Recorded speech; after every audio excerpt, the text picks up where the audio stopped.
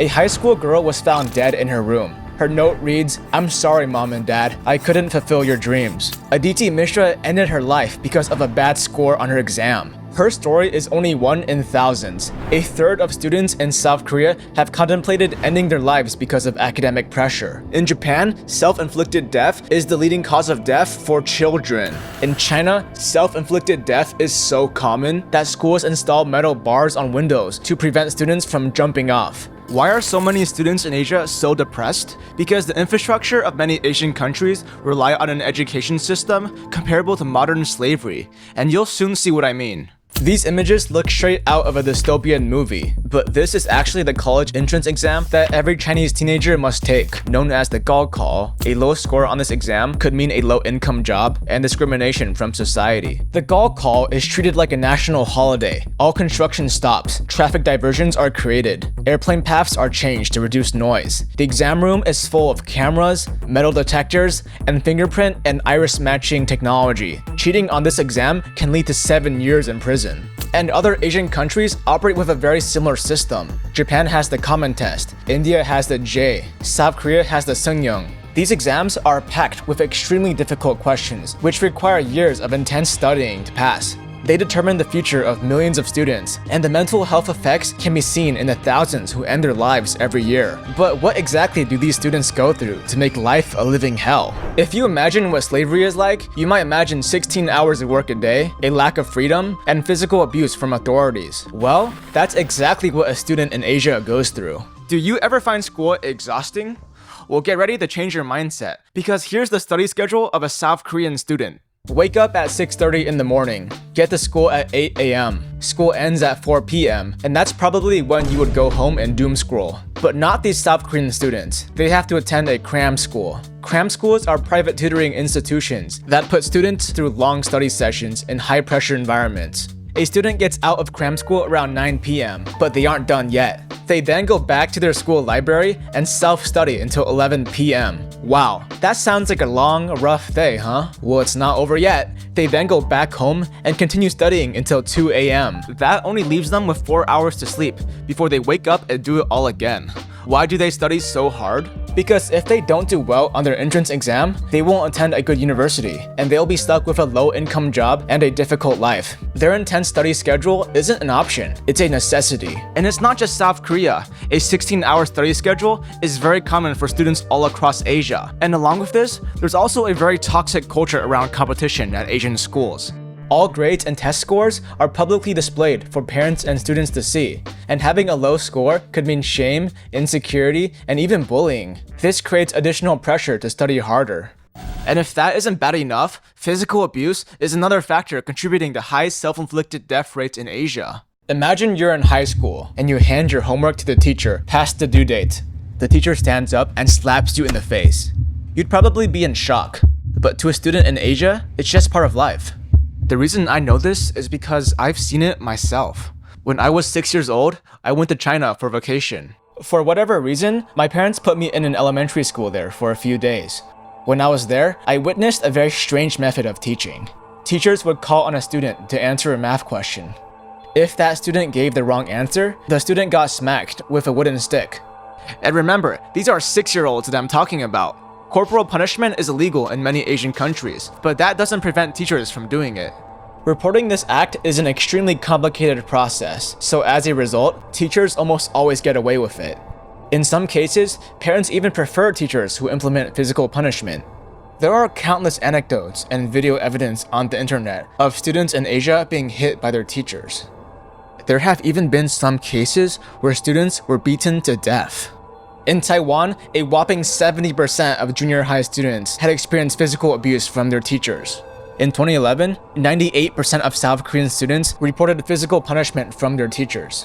One school in China even forced parents to consent to their children being hit.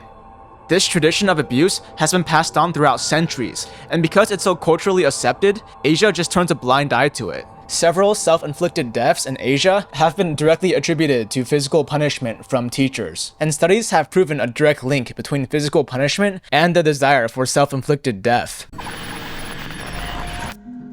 And if you think this is bad enough, let me remind you that in Asia, talking about your mental health is like talking about your diarrhea. It's just not something you talk about. This is because Asian culture is centered around perfection, and any issue of mental health is a sign of weakness. Valuing mental health is seen as shameful and selfish, as if a person only cares about themselves and not the people around them. As a result, Asian students hide their emotions and struggle, and they almost never seek help. 70% of South Korean students who ended their lives did not show any unusual characteristics at all. This also means that essential mental health resources such as therapy, psychiatry, and counseling are very limited, and students rarely use them. Mental illness is rarely diagnosed or treated in Asia, and many Asian people even deny the existence of disorders like depression or ADHD because they see it as a weakness.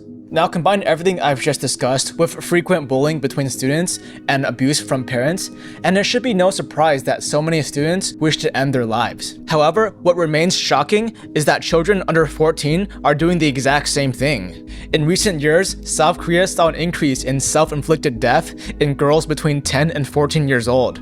And China saw a similar increase in children between 5 and 14 years old. These children should be playing with toys and watching SpongeBob, but in Asia, children study up to 11 hours a day. One reason for this is because class grades play a crucial role in college acceptance. Another reason is that many Asian countries also adopt an exam system for entering junior high and high school. A bad score on these exams could mean losing the opportunity for a proper education, or being forced into vocational school, which prepares students for labor work.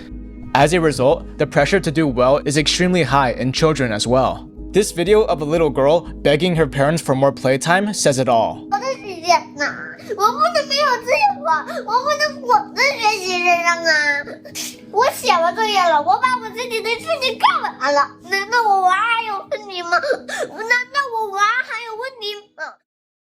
With death rates so high, you might be wondering how Asian governments are responding to this problem. Well, there have been some attempts to lessen academic pressure, but it's not nearly enough.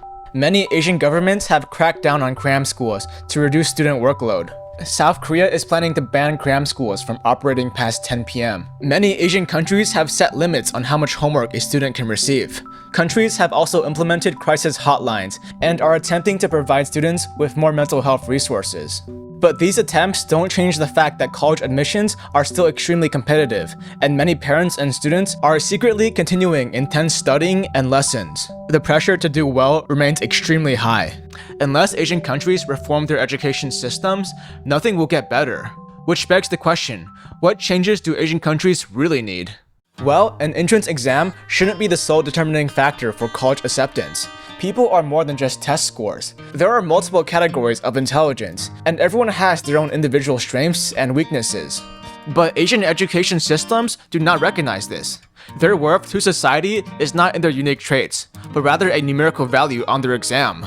Compare this to Western countries, where college acceptance isn't just determined by test scores, but also essays and personal statements, letters of recommendation, and extracurricular activities, in which a student's individuality shines through. Exam scores only measure how much information a student can memorize. These exams do not measure a student's creativity or intelligence or real-world problem-solving abilities, which are qualities that should matter the most to a society. Through this system, many bright and capable students are losing the opportunity to change the world. Asia's education system reveals a very dark future that Asia is heading down. Although Asian governments and parents have gradually realized this problem, more action needs to be taken. As populations rise and job markets shrink, competition will rise drastically, and education requirements will only increase. Students will continue to suffer in a demanding, abusive system. If creativity is not valued in Asian nations, then people will stop being creative. But this decline of creativity is actually something happening all around the world, and the results will soon be devastating. If you want to know what I'm talking about, then click right here. As you can see, I'm a very small channel, so hey guys, please subscribe, please like, I'd really appreciate that. I have a lot more videos coming soon, so I'll see you guys later. Bye.